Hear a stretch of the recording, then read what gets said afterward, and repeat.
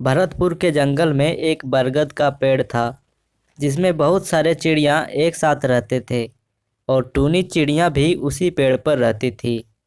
टूनी चिड़िया बहुत ही साहसी और समझदार थी, लेकिन उसी पेड़ के दूसरी डाली पर कौवे का परिवार भी रहता था। कौवा बहुत ही चालाक और बदमाश था। एक दिन कौवे ने अपनी पत्नी से कहा, मुझे बहुत जोरों से भूख लगी है। लाओ मुझे जल्दी से खाना दो।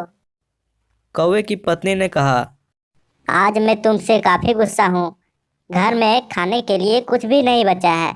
तब कौवे ने कहा, तो जाओ और उस टूनी चिड़िया के घर से खाना ले आओ।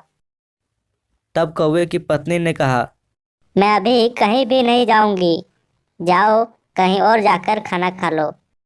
इतना सुनकर कौवा वहां से चला गया। वह आसमान में उड़ता हुआ जा रहा था। तभी उसने देखा कि एक किसान मछली लेकर आया था। कौवा जाकर एक पेड़ की डाली पर बैठ गया और उसने कहा, आज मुझे ताजा ताजा मछली खाने को मिलेगा। मैं इस किसान के जाते ही सारा मछली खा जाऊंगा। किसान जैसे ही अपने घर की ओर गया, कौवा छुप छुप कर मछली के पास चला गया और किसान के सभी मछलियों को खा गया और मछली खाकर वहां से भाग गया। अगले दिन जब सुबह हुआ तो टूनी चिड़िया को इस बात का पता चल गया। उसने अपने बच्चों से कहा, सुनो बच्चों, कौवा बहुत ही बदमाश है। अगर वो यहाँ आकर तुमसे खाना मांगे तो उसे कुछ भी नहीं देना। इतना कहकर टूनी चिड़िया वहां से चली जाती है। वह घर से बाहर उछल कूद करने लगती है। तभी उसे उसी रास्ते से कौवा भी आता हुआ दिखाई देता है। कौवे को देखकर टूनी चिड़िया कहती है, कौवा दादा, तुमने ही किसान की मछली खाई है ना? इतना सुनकर कौवा कहता है, नहीं नहीं, मैंने किसान की मछली नहीं खाई है। फिर टूनी चिड़िया बोलती है। झूठ मत बोलो दादा, मुझे सब पता है।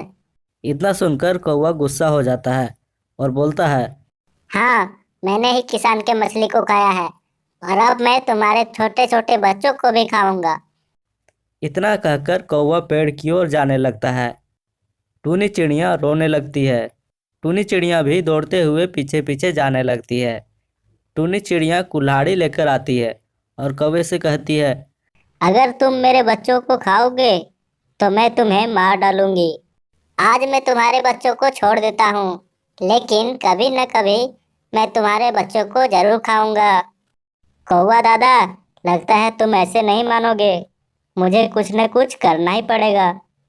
इतना कहकर टूनी चिड़िया कौवे को कुल्हाड़ी से काटने के लिए आगे बढ़ती है। कौवा पीछे भागने लगता है और वहाँ से भाग जाता है। ये सब कुछ बुलबुल भी देख रही थी। उसने टूनी चिड़िया से कहा, चिड़िया बहन, तुमने अच्छा किया जो कौवे को यहाँ से भगा दिया। अब वो वापस कभी नहीं आएगा। तब टूनी चिड़िया खुशी खुशी अपने घोंसले की ओर चली जाती है।